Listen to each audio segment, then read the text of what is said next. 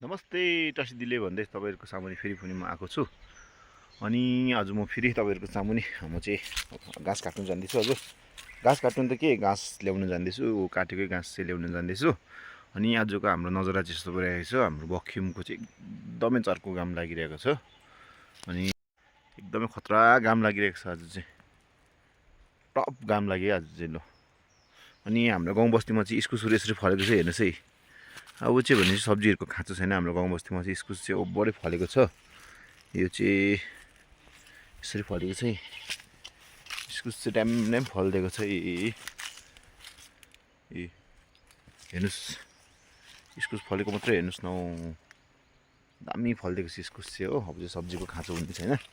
अन्त चाहिँ म चाहिँ कहाँनिर घाँस ल्याउनु जाँदैछु भन्दा चाहिँ अहिले चाहिँ तलनिर पाल्सिनको बारीमा घाँस काटेको छ अरे, त्यहाँनिर चाहिँ म घाँस ल्याउनु जाँदैछु। हेर्नुहोस् है, यता बाटो चाहिँ यस्तो छ गाउँ बस्तीको। जङ्गल आयो भने त शीतल हुँदो रहेछ, घरमा बस्यो भने चाहिँ साह्रो पर्ने रहेछ। एकदम चर्को घाम परिरहेको छ आज चाहिँ। तल चाहिँ हाम्रो दाजुले घाँस काटिरहेको छ, त्यही घाँस चाहिँ ल्याउनु जाँदैछु म चाहिँ। उहाँलाई एकदम साह्रो परिरहेको छ, तातो घामले गर्दाखेरि चाहिँ बिसाउँदै काट्दै गरिरहेको छ उहाँ चाहिँ। अन्त चाहिँ पुग्नु आँटिसकेँ म चाहिँ। अब चाहिँ यहाँनिर चाहिँ टाउटको माछा पालन गरेको छ, टाउट माछा पालेको छ दाजुले। यहाँनिर चाहिँ यस्तो पारेर चाहिँ बच्चाहरू राख्दैछ, उता चाहिँ ठुल्ठुलोहरू राख्दो रहेछ। अनि यहाँ चाहिँ ओभरफ्लो भएर पानी यस्तो पाराले गइरहेको छ, हेर्नुहोस् है त। एकदम रमाइलो भइरहेको छ गाउँ बस्तीमा अहिले चाहिँ।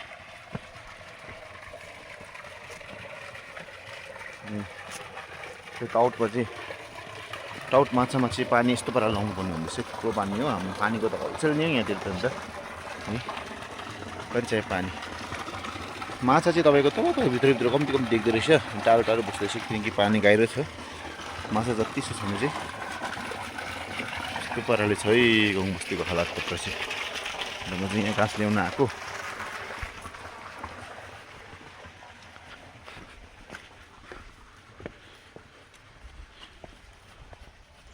एकदम यहाँ चुचोले घाँस काट्नु हुँदो रहेछ,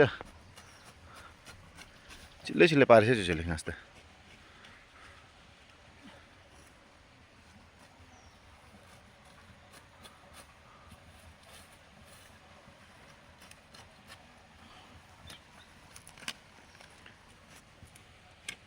गाउँमा घाँस पोखाइ हुँदैछ है उकालो। यस्तो छ हाम्रो चाहिँ काम।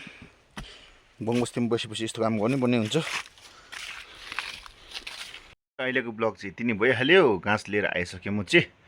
काँक्रा काटेर खाँदै थियो, काँक्रा चाहिँ ओभर मिठो छ। काँक्रा चाहिँ यतिखेर काँक्रा चाहिँ ओभर मिठो हुन्छ त है त। अब तपाईँहरूले फेरि पनि म मेरो ब्लग चाहिँ यति नै भइहाल्यो। तपाईँले फेरि म नेक्स्ट ब्लगमा भेट्ने छु।